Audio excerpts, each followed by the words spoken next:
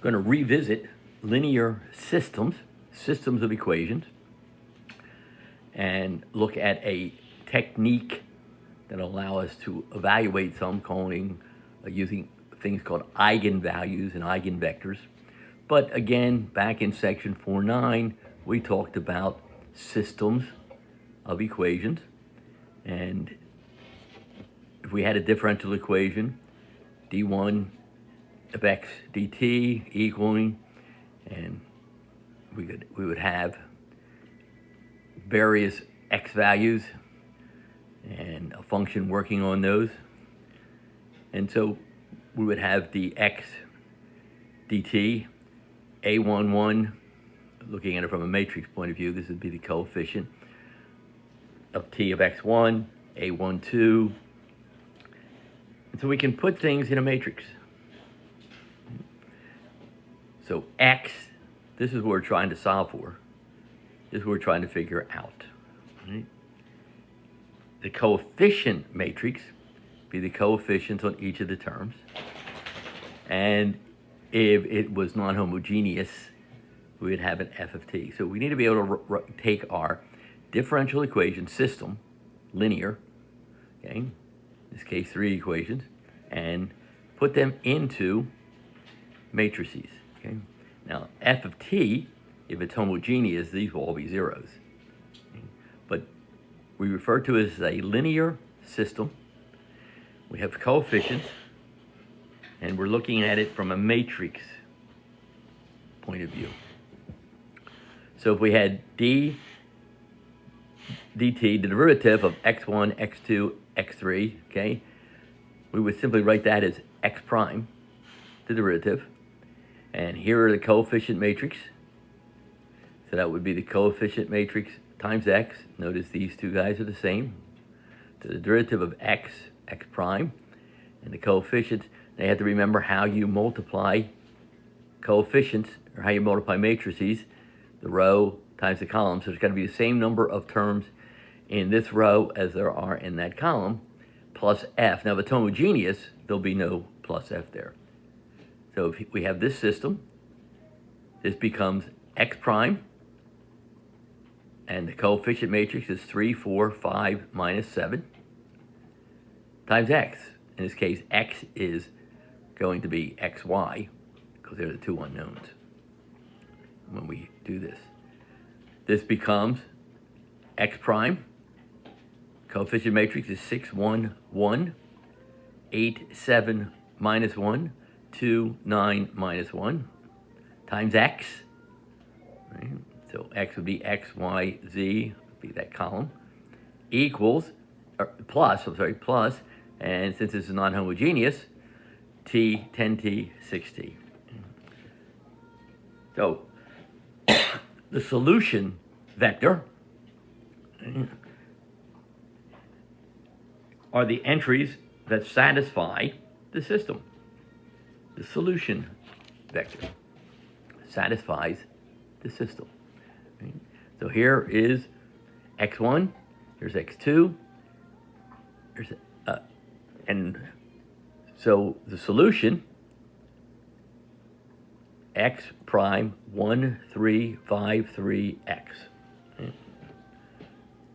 So here is, so x1 prime, right, so the derivative of this, because here's x1, the derivative of this would be e to the minus 2t times minus 2. So minus 2, e to the minus 2, and plus 2e to the minus 2. Derivative of this one, right, would be e to the 6t with 6, so 18 e to the 6t, and e to the 6t would be 6e, so it would be 30 e to the 6t. Okay. So are those the solution to this differential equation? So a times x would be 1, 3, 5, 3 times e to the minus 2x minus e to the minus 2x. So again, column times row, so it'll be 1 times e to the minus 2t plus 3 or minus 3 e to the minus 3t, 5 e to the minus 2t, minus 3 e to the minus 3t, which equals minus 2 e to the minus 2t, 2 e to the minus 2t, which is what we had for the derivative. So this does solve. This one is a solution. We do this, same thing. We have 3 plus 15 would be the coefficients that we end up with. E to the 6t, e to the 6t, which gives me 18. And 5 is 15, and 15 gives me 30. So, yeah, this vector, this result, is a solution to that system. This is a solution to that system. And so, some of the theory that we had earlier, the entries A of t and F of t have to be functions continuous on a common interval containing the point t0, then there exists a unique solution if you have those conditions. So you've got solve the differential equation, a coefficient matrix of t times x, the solution, plus f of t, subject to the initial condition here.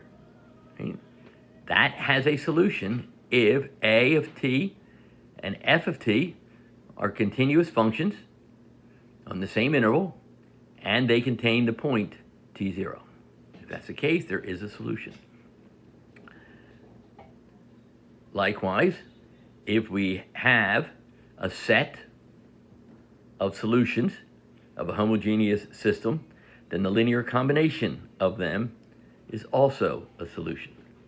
Much of the theory of back from the very first chapter, but re-looking at it here. So, x1 and x2 are solutions to this. So we could go through and do it and show it, and I'll show that on a pencast that this is a solution to that. Therefore, another solution would be C1 times the first solution plus C2 times the second solution. And we come down to independence, right? Linearly dependent. If there are coefficients times all the solutions that give me 0, so that just so all the coefficients are not 0. Remember back to the first chapter, right? So criteria for independence, okay? So if we have these all being solutions, okay, then the criterion is a Wronskian looking guy, right? And we take and we put them in there, take their derivative, and if this is not 0, then they're independent. Again, some of the same kinds of ideas that we had in the first chapter. So here are two solutions. Are they independent? Well, e to the minus 2t and minus e to the minus 2t, and 3 e to the 5t, or 6t, and 5 e to the 6t. We get 8 e to the 4t, which is not 0. Therefore, it satisfies the condition. These are independent solutions. And again, if you have n linearly independent solutions of a homogeneous system, it's said to be a fundamental set, okay, if they are independent, and we have n vectors, n equations that we're trying to solve, n equations that we're trying to solve. Right?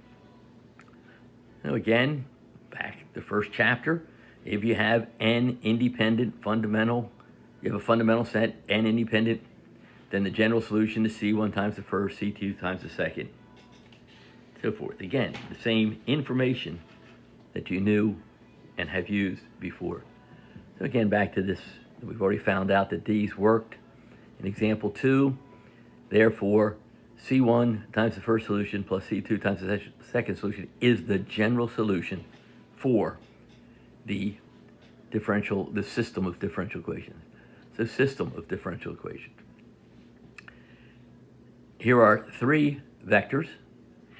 They are solutions to the equation 3, which was three equations, three unknowns, three differential equations. So are these the right guys? Well, we put them in, we do the Wronskian, and you need to be able to do the determinant there, and it turns out it'll be e to the t, which is not 0. Therefore, c1 times the first one plus c2 times the second one plus c3 times the third one is the solution. Okay? So the general solutions of a non-homogeneous would be just what you think. It would be the general solution to the homogeneous, okay, plus a particular solution. And so in the next section, we will show you how to solve these guys with a different technique, using eigennumbers and eigenvalues. And again, if you have a problem with determinants and matrices, you're going to have a little problem with this. You need to go look and understand, go back and evaluate that kind of information.